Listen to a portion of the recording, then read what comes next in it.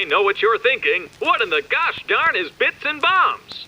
Bits and Bombs is a podcast deep diving into what it takes to do stand-up from a different comedian every episode. Follow new open micer Peter Doms in his journey to be an okay comic. I'd like to think of myself, I'm a pretty left-leaning dude, but I have a lot of very conservative hobbies. You know, like woodworking and looking down on the youth, like, it opens me up to a lot of shenanigans, you know. I can trick my woodworking pals, you know. Like, one of my favourite ones is I'll go into a Bunnings and rearrange the Dulux colour chart into a pride flag. Just see how many heart attacks I can cause on a Sunday, you know. Well, ironically, I'm getting these old dudes in their safe space, you know.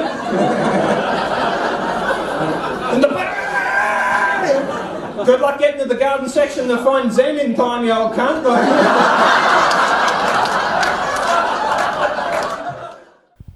Yeah. Yeah, we get one of them little stings. Little stings, Little yeah. sting. Little like, ooh. Yeah, 20-second intro. Yeah, like a 20-second sting noise. What do we... I'm not going to look at you this whole hour. I don't... Yeah. I don't do eye contact. You just like down the barrel of the camera. Yeah, just Wait, doing I this. gotta have a look at what the film looks like. what the film looks like because yeah. the camera will die again. That's important. Yeah. Yeah. Yeah. All right, and it's recording. That's probably the most important part. Yeah. Couldn't look visually any further apart. Yeah. You're not into the crazy shirts? I used to do Hawaiian shirts. Oh, okay. That was more of like a Vice City potential sex criminal look. But I'm not about that anymore, I guess. Yeah, you're down to the simple shirts. I got too old.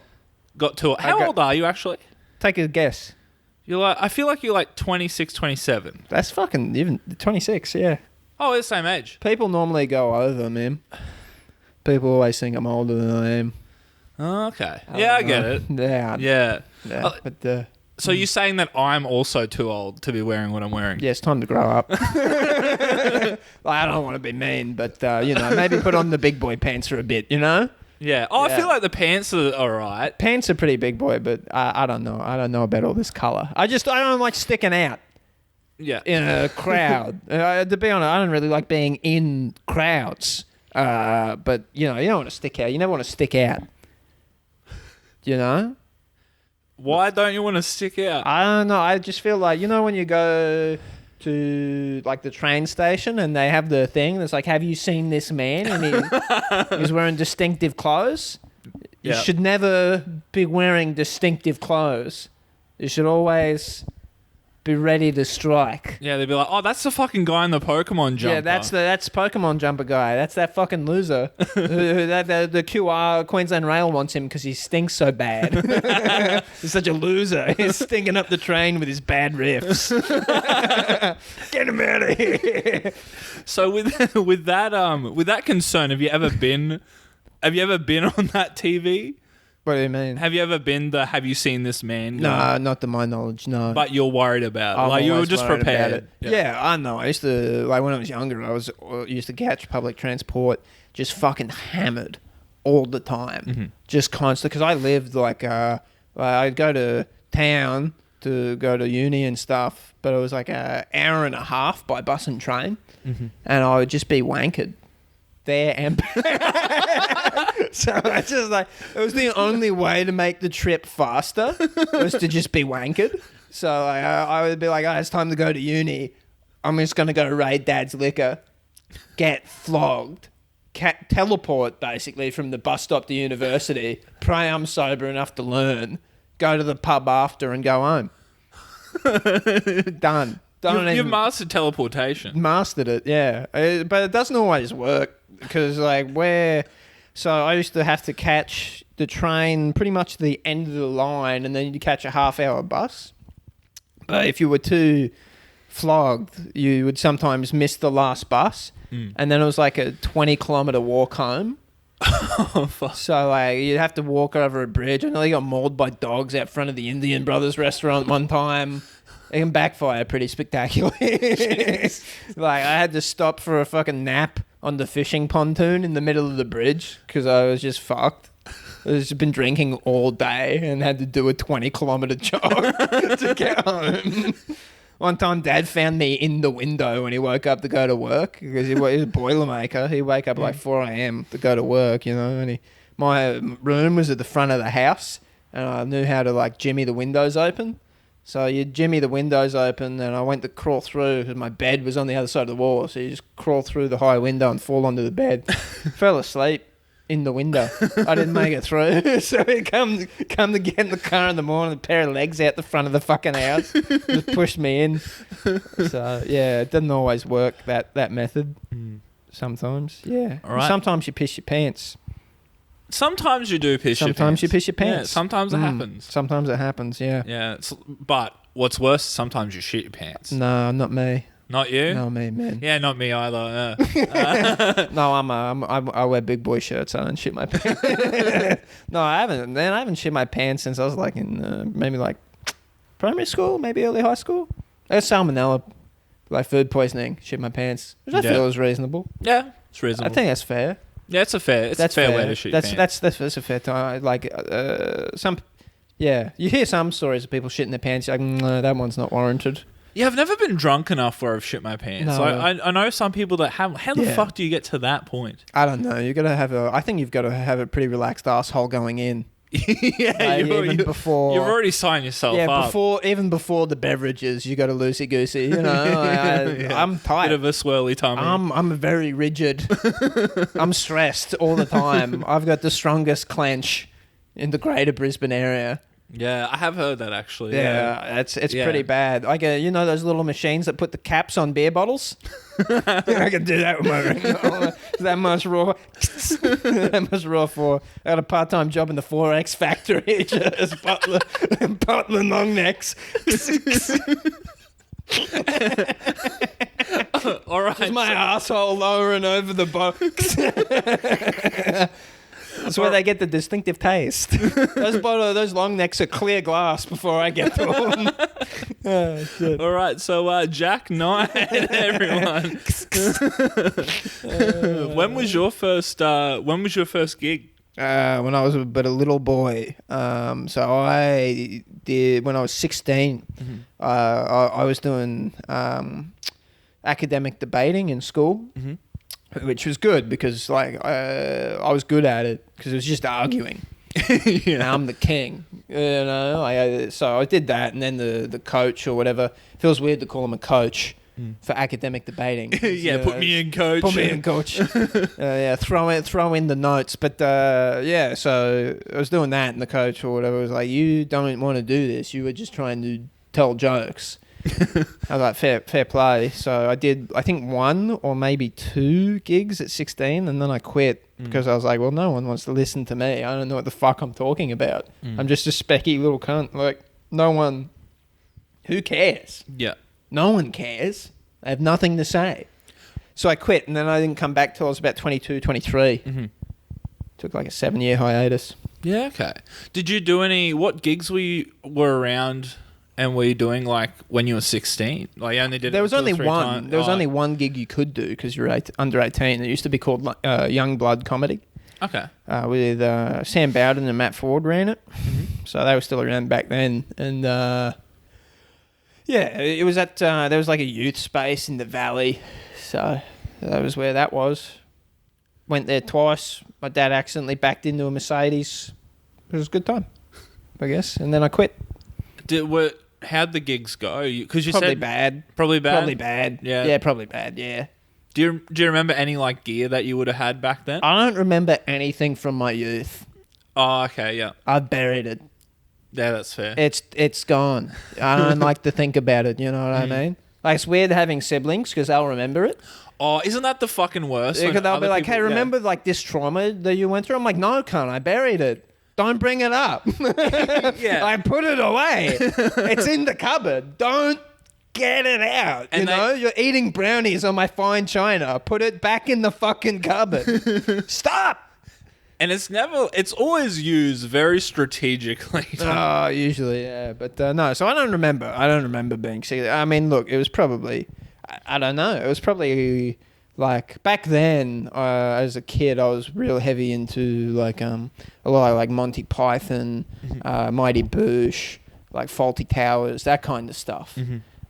Big fan of John Cleese at that age, so it was probably that style of surrealist, silly goosery, I suppose. Yeah. Before life kicked in, I had to pay taxes and shit. Yeah. Yeah, so it was probably more along those lines. And then I come back to it at like 22, 23. Yep. What was the first gig that you got back into it? Do you remember that? It was Sit Down Comedy Club, back when they used to do all the open mics around town. I don't remember, actually. I don't remember the first one, but I do remember I do remember the first one. It was at Pig and Whistle Indooroopilly, which was an awful gig. It was bad, and I was on, and thank God someone else bombed way harder than I did. So that was good. Eases the blow. I didn't do bad, in truth. It was fine, but I kind of don't remember that one a lot. But I remember the second gig I did, because I ate shit. I had too much confidence from doing good the first time. Yeah. It's like, this is easy. Yeah. I can do what I want. Yeah. You can't do that. I feel like it's super, because everyone, I think the misconception is a lot of people assume that like your first gig you're going to bomb, but I feel like it's probably more common that you do well on your first gig. Yeah. And then you have that false confidence. Yeah, well, it's like it's kind of like, you know how like a cute kid will say something and you're like, oh. Yeah. And then a year later it'll say something and it's just not cool anymore because like the mustache is starting to come through. Yeah. It's like, sorry, Jimmy, you're not cute anymore. Now you're a that's fucking hack now, dude. Yeah, you're a fucking freak now. You're a little creep. You can't talk to women that way anymore. You don't have plump cheeks. You're pallid. You smell. You know, we hate you. Getting back in your bin, you fucking dog. But so it's like that. Yeah. Yeah, yeah. So the first one you're fine, and then the second one, that's when they start serving you up the poos, man, and you just got to gobble them down. Yeah. Gobble. I guess like the first one as well, you're probably like introduced as like doing it for the first time. So I feel like anything you kind of do can be seen as, oh my God, he's up on stage with a mic. Yeah, that's right. You've still got like the training wheels on. People are like, oh my God, it's his first gig. Cool, you know. And then the second one, you can't be like, oh, this is my second gig. No one, boo, no one fucking cares. No one fucking cares. You only get one debut, brother, and then it's over. Yeah, you're done. You can only debut once. Yeah. After that, you're just a guy. You're another loser in the pile. Yeah, exactly. Of losers. Yeah, and it's a big pile. There's so many. Yeah. So did you do gigs consistently after that? Like after those two gigs? Yeah, mostly. There were really big breaks in there where I had to go and like, I had to deploy for bushfires and shit, and I had to deploy for like COVID assistance and stuff. So there were some big breaks in there. So there were pretty big gaps, but for the most part, when I wasn't doing that kind of stuff, I was gigging like, you know, at least 2 to 3 times a week. Probably more. I used to probably gig more back then than I do now, really. Oh, okay. Yeah. So, then from there, do you think early on, like, would you say your style is similar?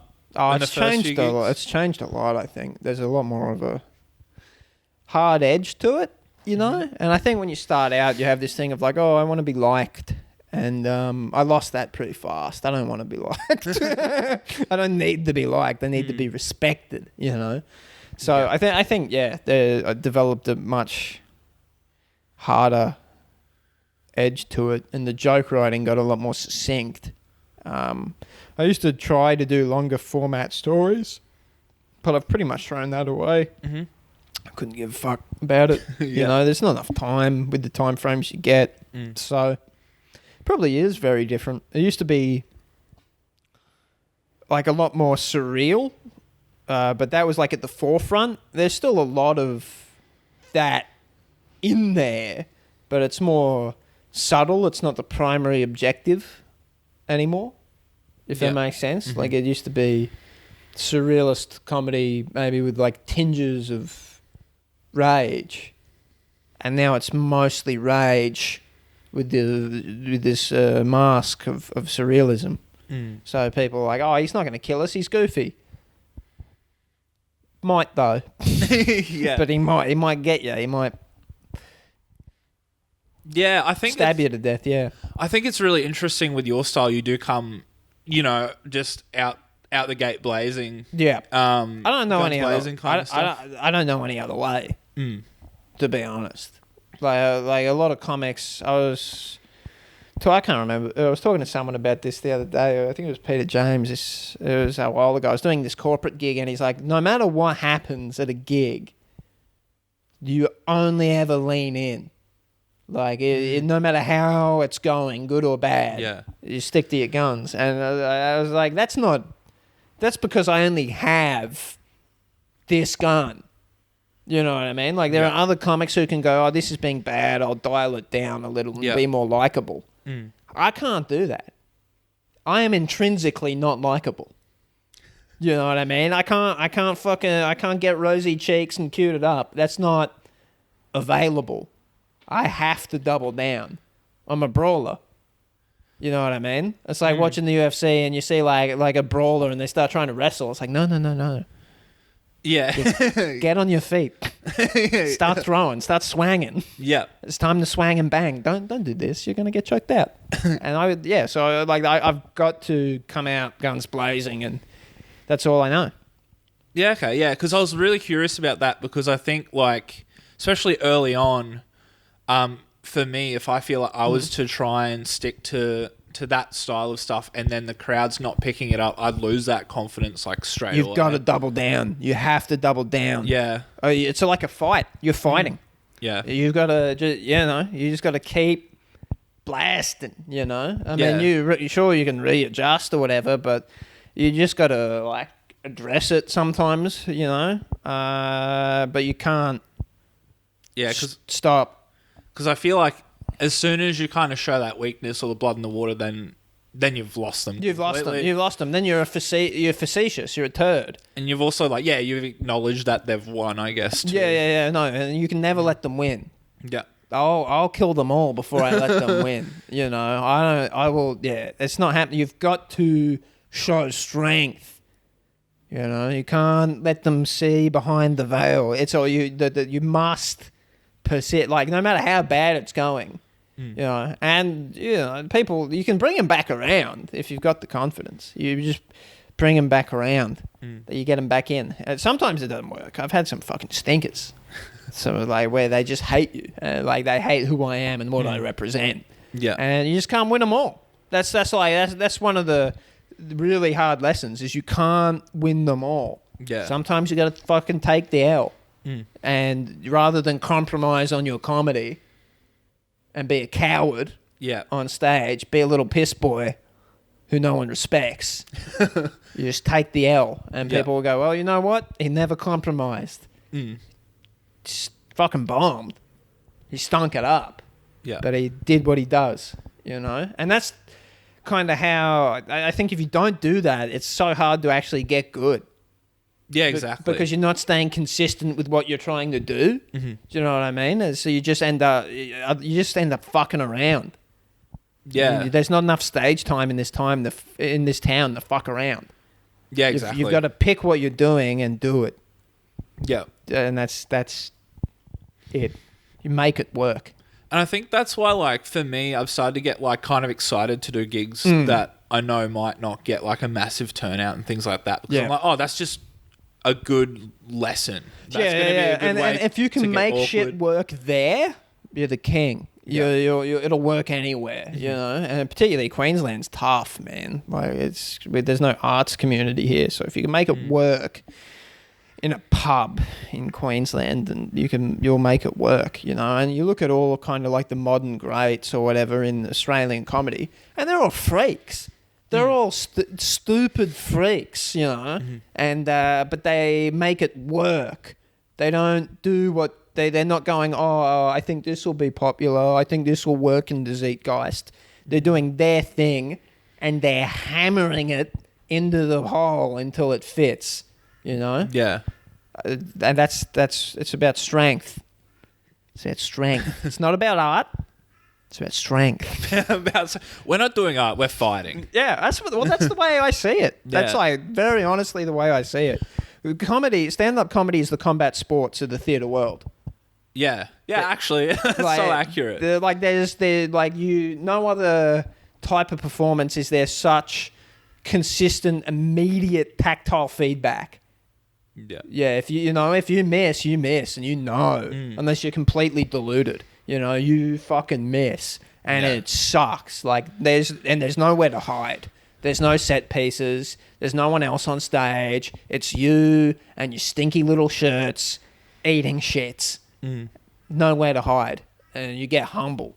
So it's very similar to fighting in that way. Yeah. There's just nowhere to hide. If you get flogged, you get flogged. You just got to go, well, Yeah. that guy flogged me. And I have to get better. Yeah. Or he's going to flog me again. He's going to come to my house in the night and beat the shit out of me in my dreams. I've started because I've started like getting into like watching UFC and stuff Yeah. recently, Yeah. and like I've mates that do it like professional fighting, and Yeah. I think it's so interesting to watch that like their confidence and, Yeah. and like becoming like undeniable, right? Them being like, That's right. I'm gonna knock that cunt out, like I'm gonna win this fight, and there's no. There's no time you hear them talking where they're like, "Oh, I might win." Like it's 100%. That's exactly. You have to have the champion mindset. Yeah. Like there's so many times people who haven't done combat sports or whatever or anything like it, they'll see a champion talking like like a middleweight champ or whatever, and they'll go, "Oh my god, he has such a big ego." He's so full of himself. But they don't realize that if you don't have that, Yeah. you will never be champ. If you don't believe your own hype, you're fucked. Yeah. Like you have to be self-aware, like, and know where to work and know where to put in the effort to be better. You're always trying to be better and improve. Yeah. But like deep down, you have to fundamentally believe you're the king. It's got to be in there. And it's kind of the same with comedy. It's, manifest destiny or whatever you want to call it. But you've got to, you got to believe it. It's just like brawling. You got to believe it. How long did you do because you have a boxing background. You do boxing and stuff. I've been boxing on and off like for most of my life. Like my dad put me in boxing when I was a kid because I started getting fat. Yeah. And then I started getting beaten up at school. And he took me aside. Took me aside one day. He's like, "Look, I'm putting you in boxing lessons. You keep getting bashed. You're kind of starting to make me look like a puff. I can't have that." Like I was getting beaten up so bad. My dad's like, "Oh, the fellas think I'm gay."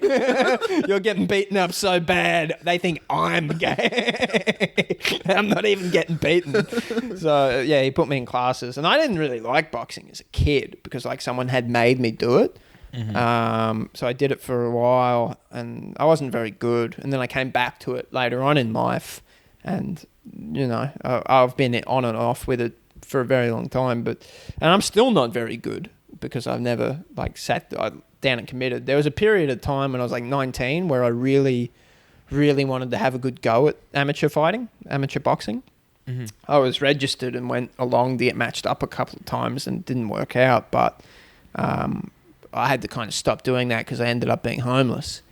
So I couldn't continue I couldn't afford gym fees and all of that good stuff. So, but, that was like one of my first careers I wanted to pursue. I wanted to be a fighter. I wanted to be an amateur boxer because once it clicked for me, I loved the sweet science. I just liked I liked fighting. I like fighting, which is like a lot of people look down on you for that. Like, "Oh, you're fucking... Yeah, it's not blah, blah, blah. Yeah, that's not normal. But I think it's very normal. We've been doing this since the dawn of time. Yeah. You know what I mean? Yeah. You know what's fucking weird? Going to bridge club. What are you doing? You fucking freak. Get out there and belt someone like everyone else, Yeah. It's good for you. And like all of the like comics I know who I'm like, yeah, these guys are great. They all have a combat or fighting like background. They've done something to do with it. I genuinely think combat sports just makes you funnier. Yeah. Because like it's combat sports and comedy. The Venn diagram is like ego death. Mm-hmm. It's death of the ego. You can't like there's no room for it. You have to be humble until you're the champ. Yeah. But you have to be humble. So there's that just like fundamental understanding of how to work that comes from that. And like because comedy is more forgiving in the sense that you can kind of coast, and you'll see people do it. You'll just see people kind of like write a good 5 minutes and then coast for years on that. Yeah. And but you can't do that in boxing. Yeah. Because you get beaten. Yeah. You get physically beaten. Yeah. So like you're like, that's not sustainable. You either have to quit or fix it. Mm-hmm. But in comedy, no one makes you quit or fix it. So Yeah. you just hang around like a stink. Like a little stink in the community, whiffing it up. Mm. And I think too, like with boxing and fighting, like you have to be tough in terms of like if you do a fight in like Perth, like you're gonna get booed because if there's you're fighting like a hometown kind of guy. Mentally, yeah, for sure. But I mean, that's pro stuff. I've never approached that at all. In the amateurs, no one knows who you are and no one cares. Yeah, like it's whatever.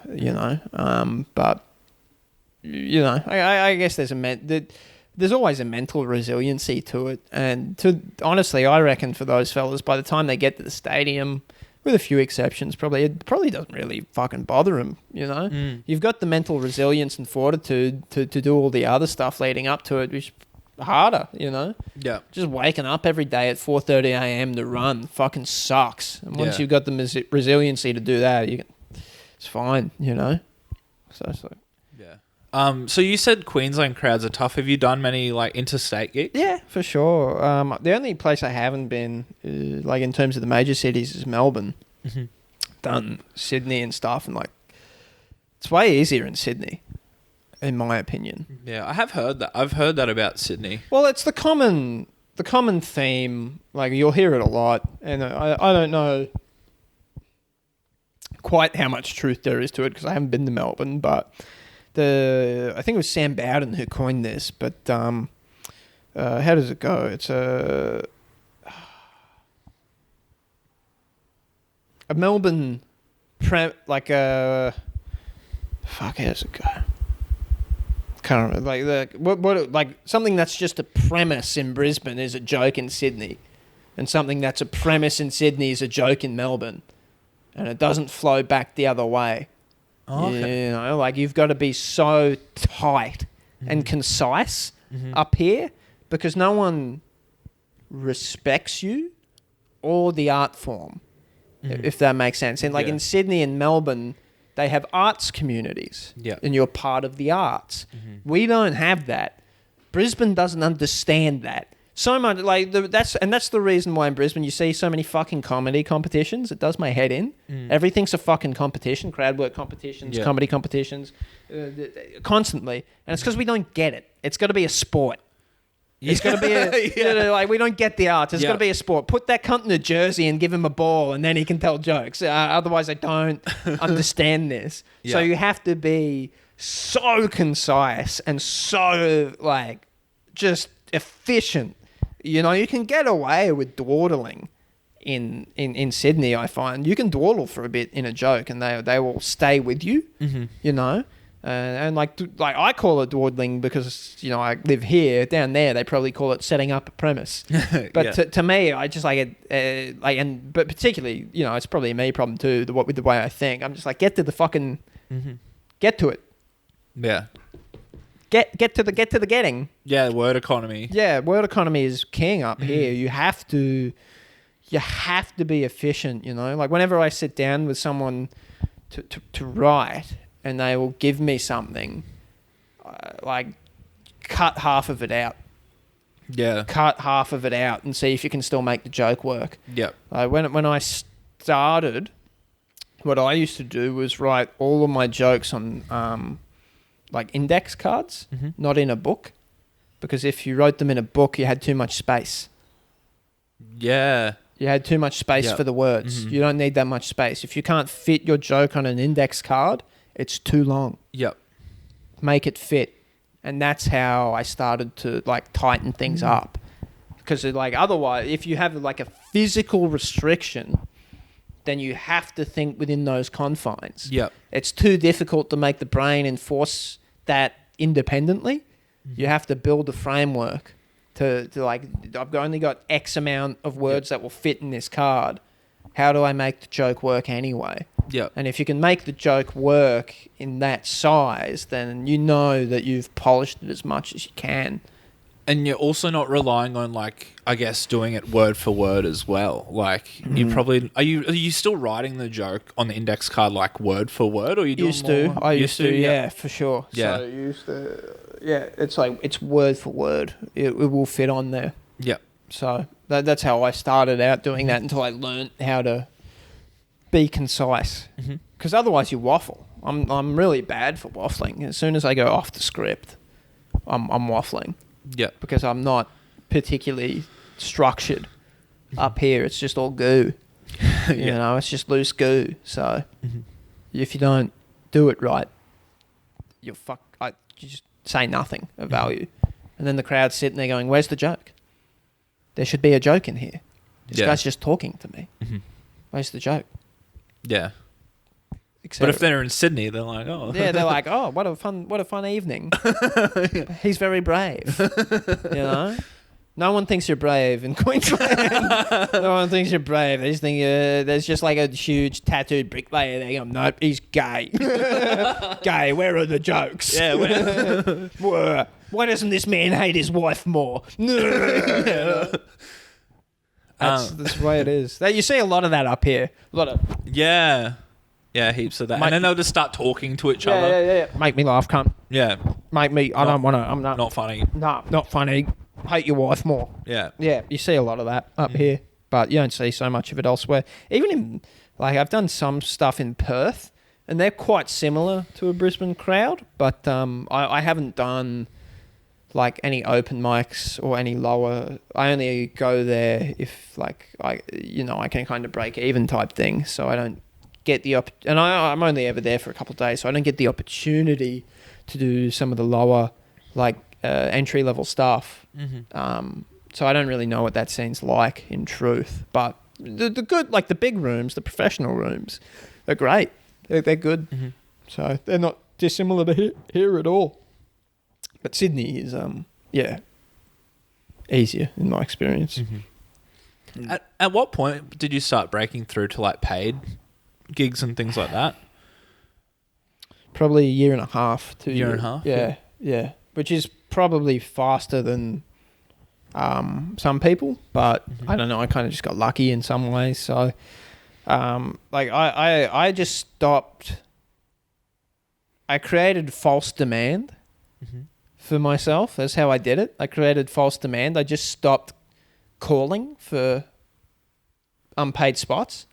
I made them come to me, and they wouldn't. They would just give me paid work because they figured like, oh, this guy stopped calling us. He must be busy. Oh yeah. You know, like we're seeing his name around a bit, and he's not calling us anymore. We want to get him back. Well, we got to pay him. Yeah. So that's how I broke into the paid work. And once one guy starts paying you, then you can go, well, that guy's paying me. Which is why, like, to a degree, I don't do as many gigs now because I'm trying to really only do paid stuff. Yeah, and that in rooms I quite like. Which is a bad habit in truth because I need to be gigging more. Like, I got a show coming up in September. I have so much stuff to work on, so I'm trying to gig my tits off at the minute, try to get out there. So, do you have a solo show coming up? Yeah, in September. Is that the Good Chat Festival? Yeah, that's for them. Yeah, cool. Yeah. So, I don't know. It'll be good. Next year, I'm finally getting off my ass and doing the run, doing like all the comedy festivals and stuff. Do Sydney and maybe do Adelaide. Hopefully do Brisbane if they let me in type thing. And yeah, start to actually try and make something happen of it. So, because I'm very much at a stage where like every time anyone, like I go anywhere and they have to like write a bio for me, they go, cult fringe weirdo. You know, they always describe me as that. Oh, we've got this cult fringe weirdo because like no one knows who the fuck I am because I haven't done any of that stuff. I don't do the festivals, which is my fault, and the fact I also don't really exist online. Yeah, I've noticed you don't really like No, Yeah. I don't respect it. Yeah, okay. Where does that come from? I just don't like it. I don't Yeah. like... Yeah, okay. I just want to be good at the thing. Yeah. Do you know what I mean? Yeah, and not be like content. Yeah, I just want to be the craftsman, Yeah. not the salesman. You know, I just want to make the thing and be respected. Yeah. Like, I'm good at what I do, you know. And it's only within, I think, like the last 20 odd years that's become the onus too. Like, it used to be the onus of advertising and marketing and all that kind of stuff and filling out rooms was like show and production managers. That was their job. You know, like my cousin used to be in a band and like he was around during that transitional phase where you kind of saw, it used to be that you would get contacted to do a show. You would get all your fucking instruments, you would go there and you'd play the show. That was your job. That's all you had to do. They would fill the fucking pub. It's up to them to fill the pub. Yeah. You know, and word of mouth will get you some ticket sales too. But now it's completely flipped. You know, you want a gig, they go, oh, what's your following? How many people are you going to bring into my establishment? Are you doing anything online? You know, you've got to do the whole package. And I think it's bullshit. You know what I mean? Like, you can't just be a fucking craftsman, you know? Like, you can't just... It's very frustrating to me because I don't like the social... I don't like being online. I want to be like... I don't know. Like my idea, my idols and stuff are all like fringe freaks, you know, who no one hears from until they release a thing. Yeah. Like Tom Waits and stuff. Like, you never see him... Yeah. in the wild. You know, he just like comes out of like a gated house. He's like, oh, here's a new album. I punched the bell. And then he's gone again. That's what I want. You know, people, I just want to be like a boogeyman. Yeah. You know, I just come out of the swamp from time to time. People are like, holy fuck, he's here. He's out of the swamp. And I'm gone again. You know, word of mouth is much more valuable to me than that social media shit. Plus, you see pings running the whole fucking thing anyway. Fucking pricks. Yeah. I don't like it. And I hate I hate that whole hustle culture too. It just feels so facetious, you know? And like all the video editing and all of that shit. So I just want to do the jokes, man. I'm just here to write and perform jokes. That's it. I don't want to fuck around with all this other shit. It's lame. It stinks. Yeah, I think it's interesting that like people like Dan Rather like don't have any kind of social media and stuff, and I really respect that because it is that like he's like a comic that is like word of mouth. 100%. I have massive respect for Dan Rath. I used to, when I started out, a lot of people were like, oh, you like Dan Rath. I used to get that comparison a lot, and it really annoyed me at first because I just wanted to be my own man, like everybody. You want to be your own man.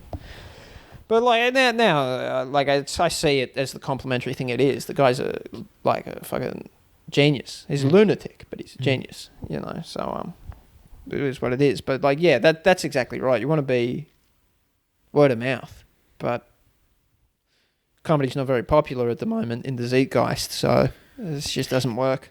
It's weird because there's like comedy is like one of the most popular things, but it's still a niche thing as well. Like, well, stand up is stand up, like having like, you know, all the crowd work clips online, all the TikToks and shit like that. Like, I have a lot of friends be like, oh, like, do you talk to the crowd? I'm like, I do. I get 5 minutes. I just do my jokes, and that's kind of it. That's right. Crowd work content is.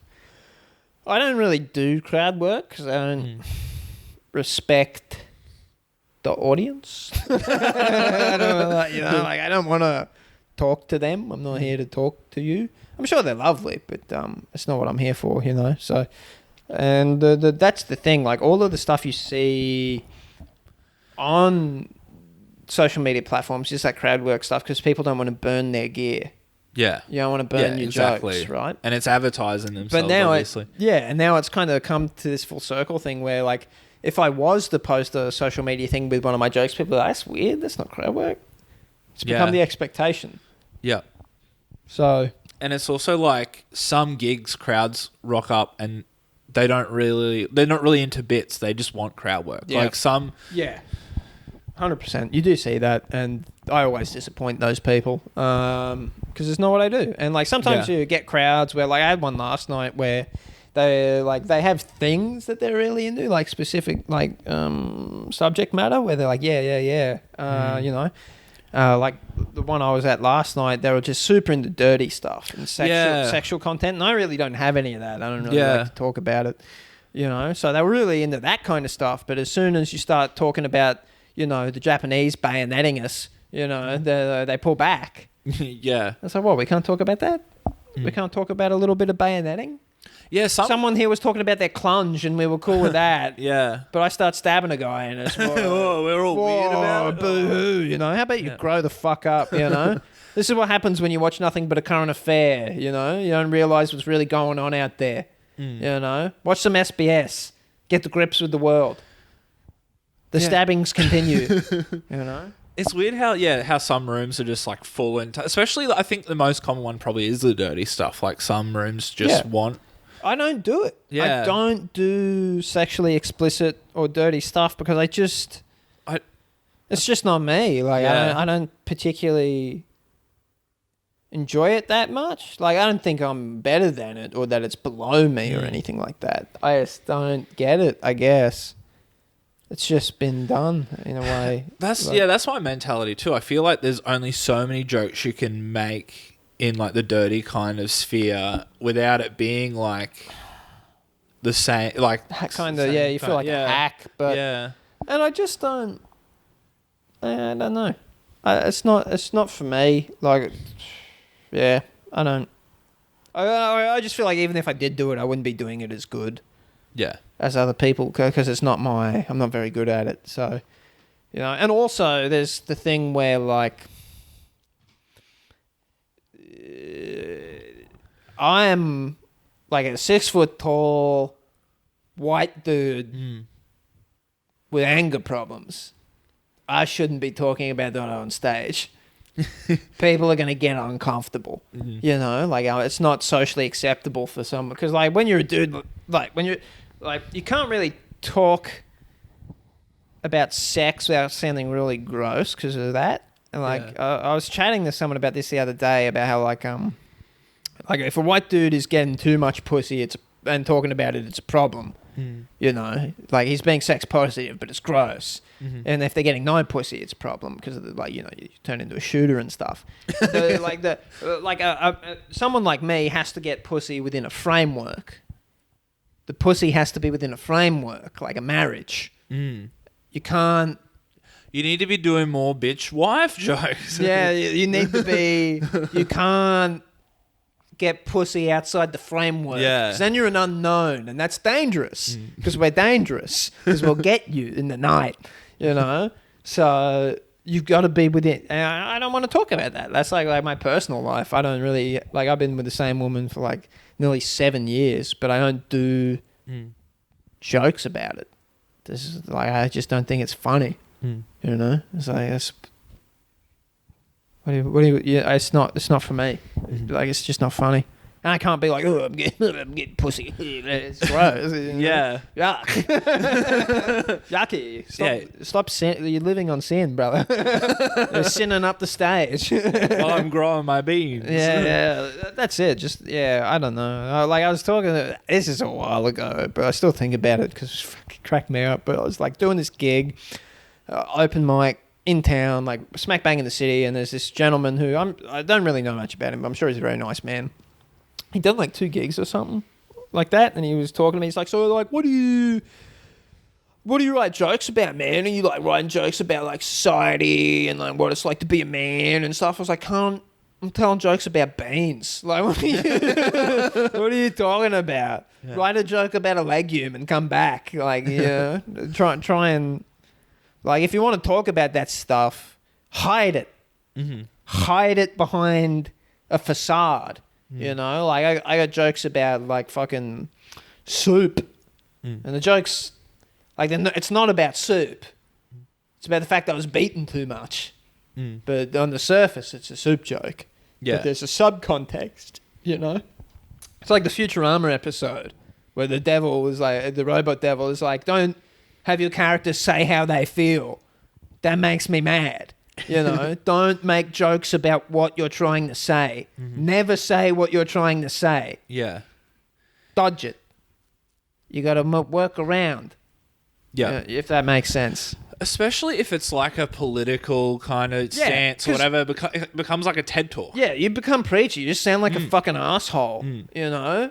If I want to say something about Pol Pot, I'll make a joke about like a stock cube or something, you know? Like dance around it. You can't just, you know, you isolate. You've got to put it in a format where people either like can relate or you've kind of got to do... You have to be an alien almost. Mm-hmm.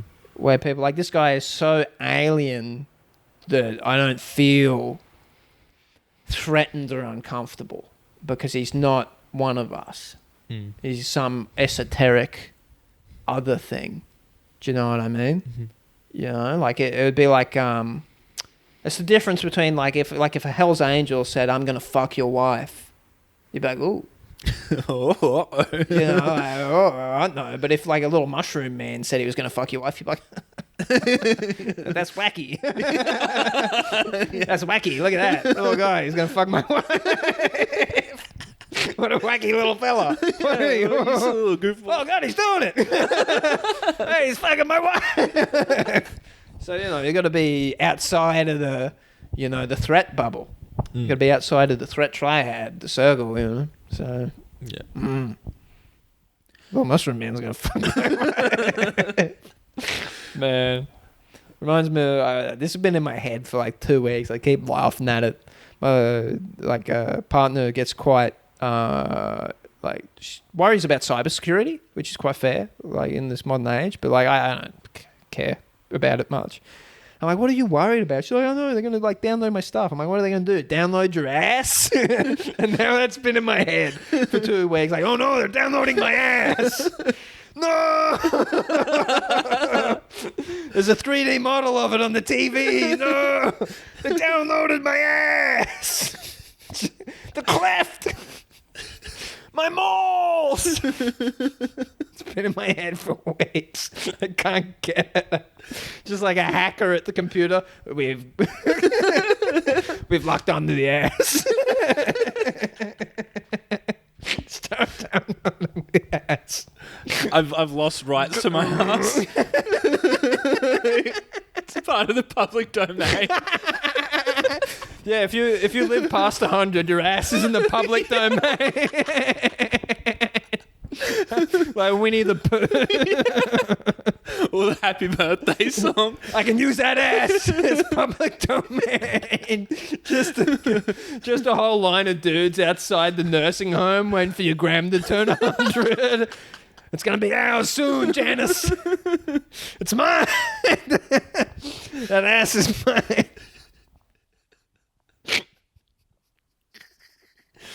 Oh, shit. Gonna download your ass. Yeah, that's great. Yeah, so you don't do like crowd work and stuff. No. But I'm quite good at it, is the thing that annoys a lot of people. Yeah, it's one of those things where I feel like I've seen you do it before and it'd be great. Yeah. So I just don't like doing it because I've spent all this time writing my jokes. You're gonna hear them. I have a limited amount of time up here. Crowd work is something that, like, you can train it, but you can't write it. Like, you can train it, and the only way to train it is through reps, basically. Just do it. But I don't want to spend the time doing those reps to get good at crowd work. I have a base level, which is acceptable. I need more time to write and be better at that, because that doesn't come to me as naturally. yeah. So I don't like to do crowd work because it cuts into my time actually getting good at the thing you're supposed to be good at. Yeah. Do you think like 10 years ago before TikTok and stuff, like crowd work was more like an MC tool? I don't know. 10 years ago, I was a little boy. Yeah, true. Yeah, true. You were around. But no. Okay. I was 16. Yeah. You know, I didn't give a... But I'd never watched stand-up growing Oh, really? up. Okay. I didn't give a fuck about stand-up. I learned how to do comedy in steel sheds. Okay. Just yeah. in like smoker... Like, Yeah. I learned how to do comedy in smokers sections at pubs, in like steel sheds in the smoker room. That's where I learned Yeah. to be funny. Because if you were funny, you didn't have to work as hard as everyone else, but you got paid the same. Genius.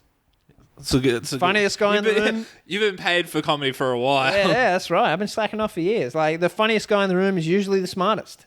Like, because he's getting paid the same as, so that's where I like. The only comedy I ever watched or listened to growing up was there was a guy across the road who would, like, lend me, like, CDs and stuff. He was a real cool guy, in a sense. And, like, he had a whole bunch of shit. Like, he had all the, like, he illegally imported all the Cannibal Corpse albums and stuff. And my parents weren't really watching what he'd lend me. Yeah. So... But the only stand-up I ever got was I had a Bill Cosby CD, stand-up CD, and I used to listen to that. Mm-hmm. That was it. I watched a lot of comedy, but not stand-up. Yeah. I watched a lot of Monty Python. That had a big influence on me. Mm-hmm. Just the idea of just like being silly, like just a grown man can be silly, and that's fun. Don't take it so serious. Like a lot of John Cleese, obviously a lot of Mighty Boosh. I was a big Mighty Boosh kid. I was really into that. It's a miracle I didn't end up a theatre kid. Like, if my parents were a little bit more supportive, I would have been one of them freaks. Like, I just didn't have. I was just way too like.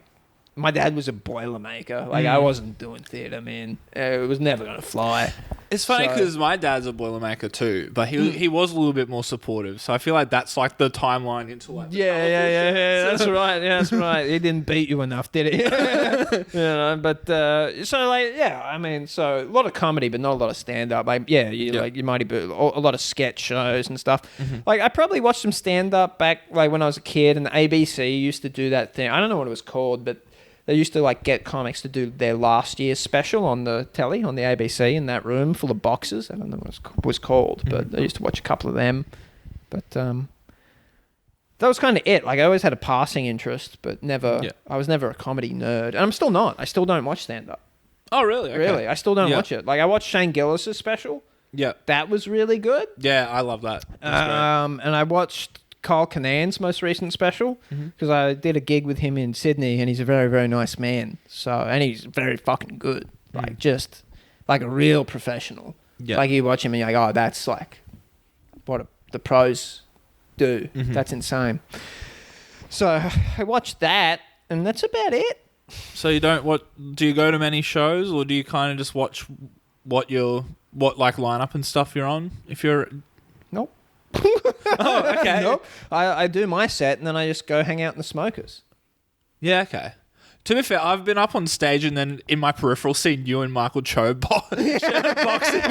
Yeah, it happens a lot. Like, people are on stage and me and Michael are just beating the shit out of each other in the green room. It happens when people come up from like Sydney and Melbourne, and they're just in the green room trying to talk to people, and me and Michael are just beating the fucking tar out of each other. It rules, man. I was doing a gig at the Comedy Store in Sydney, and I always like prep for a gig if I feel nervous or I need to get out of my system. I'm just shadow boxing backstage. They had this big mirror there, so I'm just shadow boxing, and I was pretty in shape at that particular time. I was training up for a fight and stuff, and just giving it my all. And the MC come out, he's like, mate, what are you doing? Like, are you okay? I'm like, yeah, man, I'm just prepping a plan B. Like, okay. Oh, boy. Like, I'd never met this guy. It really spooks the women folk. Yeah. To be honest. Yeah. Which is fair. I don't know. I feel bad about it, but that's just what I do, and it gets me in the headspace. But, like, I'll go to, like, Perth or Sydney or somewhere out of state, and I'm just like, fucking, it looks like I'm about to go and punch somebody. I'm getting ready. I'm getting the heart rate up. I'm getting nice and warm. And yeah, the lady's like, so let's be honest, I look like a predator. Yeah. Sexual or otherwise. So it's yeah. But, which is like, yeah, it's funny how that works out. But it always takes a couple of times for people to warm up to me. So, yeah, relatively. Been informed I'm a very unapproachable man. So, I don't know about it, but yeah. I remember I think the second time I met you, you're like, oh, I think we met before. And then you called me a common build. You're like, I think we've met before. Oh, common build.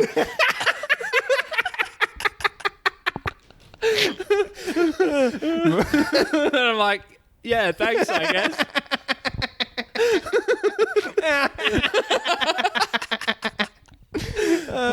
Shit. Yeah, it's very fun. But like, I'm like that with everybody. Yeah. Though. It's just like the only way I know how to show like effect, like just to outright bully people. Yeah. And like, if I don't like somebody, I just don't deal with it. Like I just ignore them. I just don't talk to them at all. And I always thought that was a pretty subtle way of dealing with it, but I've recently realised it's not as subtle as People listening to this like, wait a fucking minute.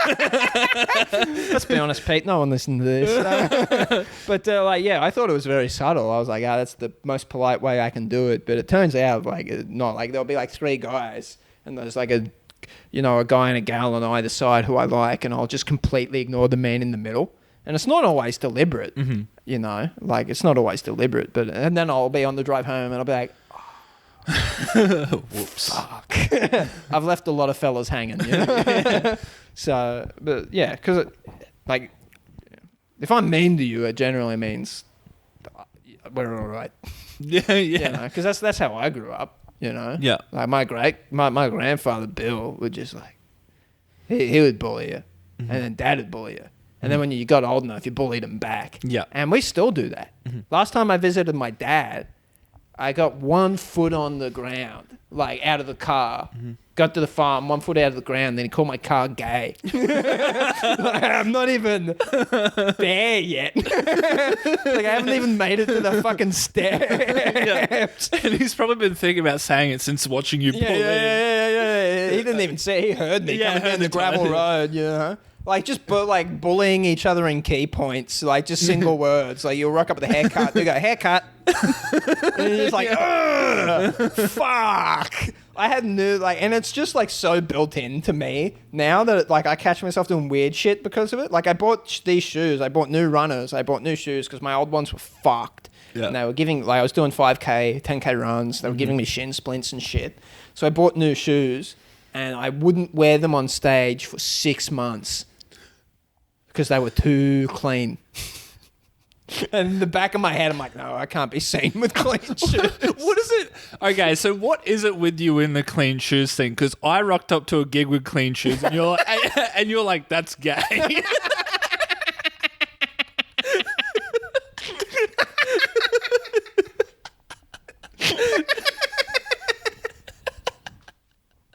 It's fucking gay.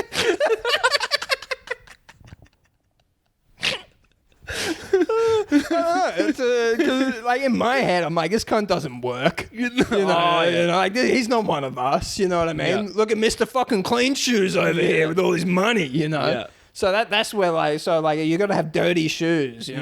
So it took 6 months before I would wear these on stage. I was like, they're dirty enough. And also like there was a hole in my old ones, like all the way through. So like, okay, and now that I'm approaching 30. I can't run in bad shoes anymore. Yeah. That's just not sustainable. I used to run barefoot, which was ill-advised. I grew up in a pretty drug-heavy town, so lost syringes. There's a lot of weird, like growing up in that culture of like bullying, there's a lot of weird hangovers there. Like I can't take a compliment for the life of me. Yeah. Like if an audience, it happened to me the other day, like an audience member came up to me like, that was really good. And then I was like, get out of here. I don't want to hear this. Yeah. I just don't know how to deal with it. I genuinely don't. So, yeah, it's very funny. It's just the way, we've always operated. And that's how you get quick. That's how you get witty too, just growing up in that environment. Just being able to bully each other in one word. Haircut. Yeah. Shoes, shirt, beard, just like the psychic ability to find whatever someone's most insecure about, and then just being able to point at it and say it, and just watch someone unravel is an unbelievable ability. Yeah, just to watch someone wilt, like oh no, because everything that you could possibly say there, it's going back in their head because they've already thought it. That's the trick to it. Like nothing you can tell someone is meaner than what they think about themselves. So you just point something out and watch them think about it, and they're like, no. Yeah. Yeah, it's very funny. It's like it's the same as how like naval bombs work. You know how you know how like sea mines work and shit. They don't actually blow the ship up. They don't explode the ship. What they do is there's a magnets in them, and they wait till the ship is halfway over the mine, and then when they explode, they displace all the water. And a boat is built to have the water pressure equally attributed to the whole boat. So when there's no water in the middle, it just collapses. Oh. All of the weight is now on the center of the boat, so it literally just folds in half. Holy fuck. So just like you don't blow it up, you just sink the cunt. Yeah. And that's what your jokes are. That's what it is. It's the same principle. Yeah. I'm not blowing you up. I'm making space for you to self-immolate. Yeah. You know? And that little area of doubt, just letting you tear yourself apart. That's fun for me. Good bloke. Yeah, what a nice man. Yeah, everyone loves this guy. What a nice, lovely, wholesome comedian. To not only to bully, but to have a complete psycho way of doing it that you can explain in graphic detail. Like I'm at home thinking about it, like how can I be mean? Because I think it also shows that you're not like, oh, I made a good joke. Your primary objective is to destroy them. It's not even like you're having fun with like, oh, I said a silly thing.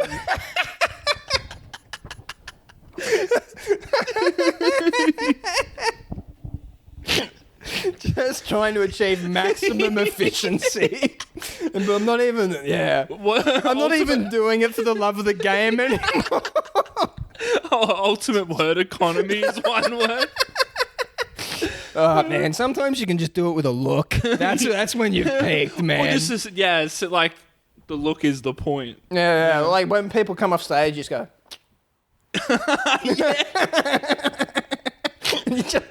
Tough crowd, dude. Just watching him. Or it's like when someone calls you brave. They're like, oh, that was brave.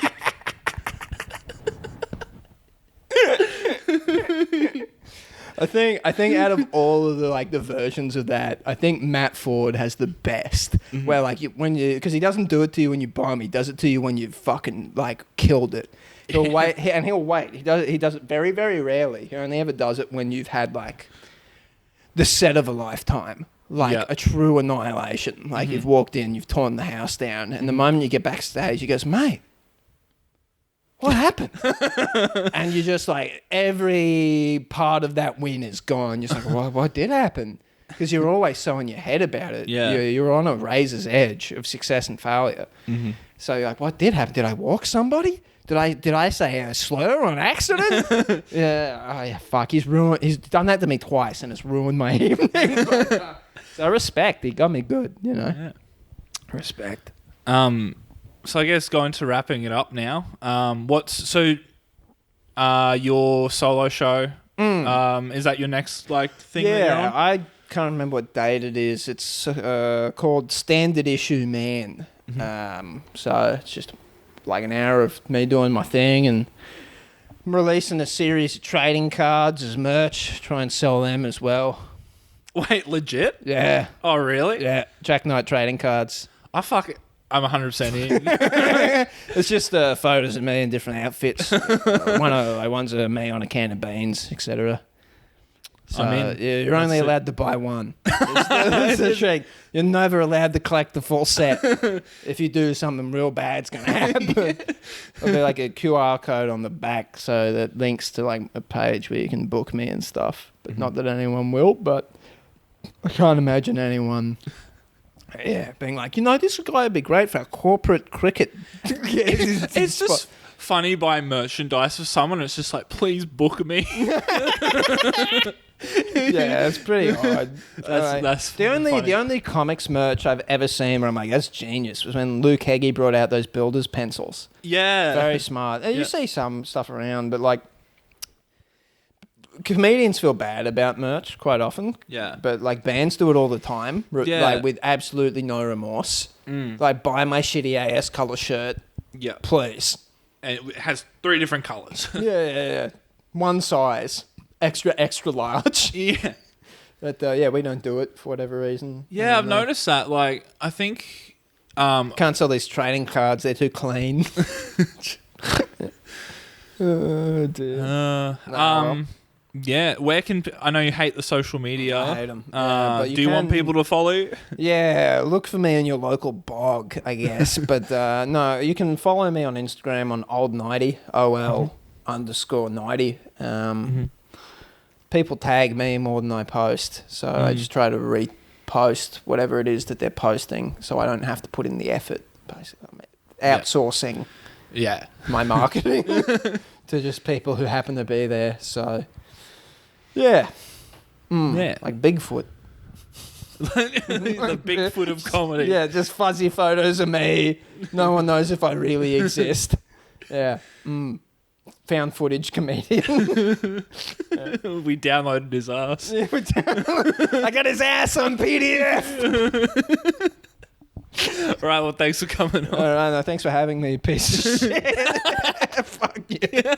Gonna fucking clog your toilet on the way out. I love how you promised your girlfriend you weren't going to bully me before coming on. Yeah, I'm gonna shit in your bin on the way out. And piss in the corner of your house. Yeah, before we started, I'm gonna spit in your tuna cans and reseal them. You'll never know.